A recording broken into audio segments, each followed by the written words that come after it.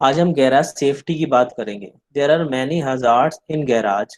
Garage में बहुत सारी पॉसिबिलिटीज है कि एक्सीडेंट हो सकता है अगर आप प्रॉपर प्रिकॉशंस नहीं लेंगे, है ना।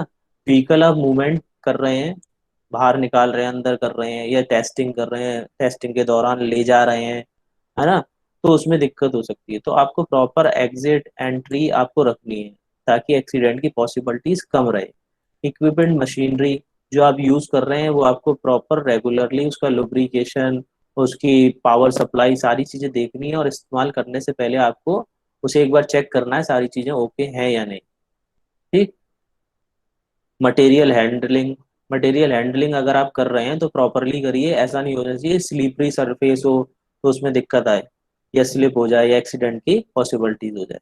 क्रेन होर्स, अब इसमें क्या होता है कि आप क्रेन यूज कर रहे हो, उसकी रोप ढीली ना हो, हुक ढीला ना हो, है ना। आप वो प्रॉपर वर्क करे, उसको आपको चेक करना है पहले, वर्क करने से पहले।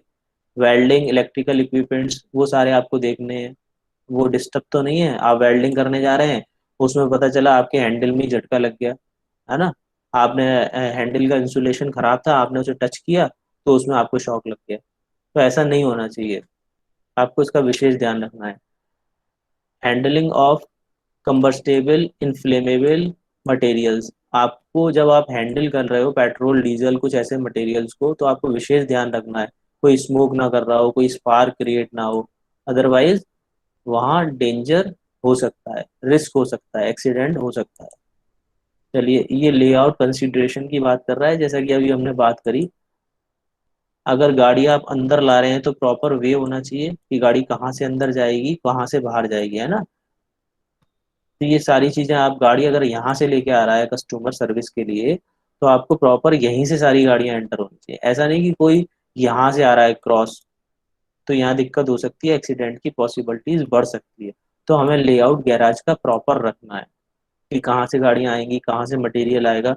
तो प्रॉपर हमने लेआउट में देखा था, गैराज के लेआउट जब हमने बनाया था तो देखा था मटेरियल कहाँ से आ रहा है ना। गाड़ी जो सर्विस वाली है वो कहाँ से आएंगी, कहाँ से जाएंगी, तो वो प्रॉपर हमें प्लानिंग करनी है। उससे क्या होगा, एक्सीडेंट की पॉसिबिलिटीज कम हो जाएगी। ये इंपॉर्टेंट पॉइंट्स इसने बताए हुए हैं गैराज के, कि आप क्या क्या सेफ्टी पॉइंट्स रख सकते हैं, है ना। इमरजेंसी लाइट वर्क आपको रखना है ना। लाइटिंग रखनी है कि आप कोई कहीं बे में काम कर रहे हो तो लाइटिंग प्रॉपर होनी चाहिए, है ना। तो ये सारी चीजें, एग्जिट, अगर कोई डेंजर है, कोई आग वाग लग गई तो आपको एग्जिट कहाँ से जाना है, कहाँ से निकलना है, वो प्रॉपर होना चाहिए। ठीक। ये कोई आग लग गई है या कुछ हो गया है तो एग्जिट आपको कहाँ से करनी है, क्या करना है, ये वो सारे सेफ्टी प्रिकॉशंस हैं। और इनमें आपको ऐसा नहीं है, ये आप भी अपना जो भी आप देखते हैं गैराज में काम करते दौरान, तो उसमें क्या क्या सेफ्टी लेनी चाहिए वो भी आप अपना लिख सकते हैं। ठीक। Equipment and machinery related precautions, अगर इनकी मैं बात करूं तो मशीनरी में प्रॉपर ग्रीसिंग है या नहीं, या ग्रीस आपने उसमें किया और आपने उसके हैंडल पे भी ग्रीसिंग लगा छोड़ दिया, या उसको प्रॉपर क्लीनिंग नहीं किया, तो एक्सीडेंट की पॉसिबिलिटीज बढ़ सकती है ना। ग्राइंडर आपका थ्रो हो गया, उसका बीच का सेंटर नट लूज था, आपने ग्राइंडर चलाया और उसका व्हील बाहर निकल गया। ठीक। तो ये ऐसा नहीं होना चाहिए, आप वो प्रॉपर वर्किंग में होना चाहिए, टाइट होने चाहिए नट बोल्ट, प्रॉपर लुब्रिकेशन होना चाहिए, ये सारी चीजें हमें ध्यान रखनी चाहिए। अब जैसे कि इस की बात करूंगा, worker should not wear loose cloth. Workers को क्या करना है, जो वर्क स्टेशन पे काम कर रहा है वो ढीले कपड़े ना पहने, लंबे बाल ना रखे, रिंग ना पहने, है ना। तो ये सारी चीजें उसको ध्यान रखनी चाहिए, अदरवाइज एक्सीडेंट के चांसेस बढ़ सकते हैं। ठीक। अब मटेरियल हैंडलिंग प्रिकॉशंस की अगर मैं मैनुअली बात करूँ, तो done by worker as well as through equipments. Equipments में भी कोई ग्रीसिंग ना हो, आपके हाथ में ग्रीसिंग ना हो, आपके लूज कपड़े ना हो, है ना। ये सारी चीजें, do not lift the load more than the capacity. आपको ऐसा भी नहीं करना है कि आप कैपेसिटी से ज्यादा लोड उठा रहे हैं, तो भी दिक्कत हो सकती है, तो भी एक्सीडेंट के चांसेस हैं। If equipment available load should not be lifted manually.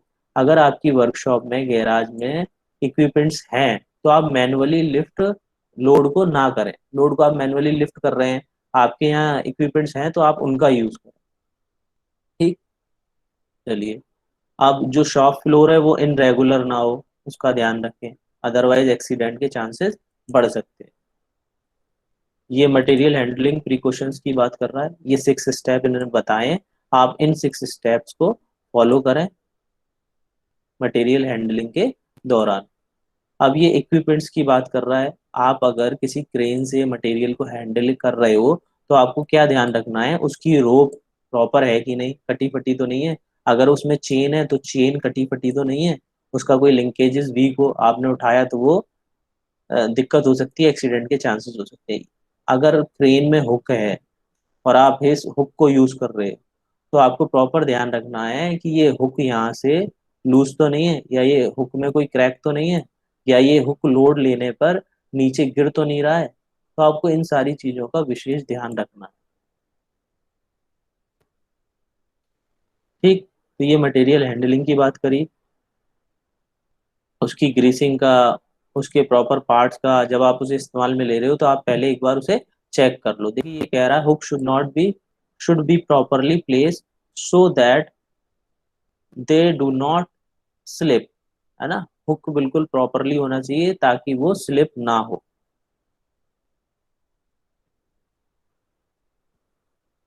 चलिए, अब इसमें अगर आपको कुछ पूछना है तो आप पूछ सकते हैं, फिर हम आगे पढ़ेंगे।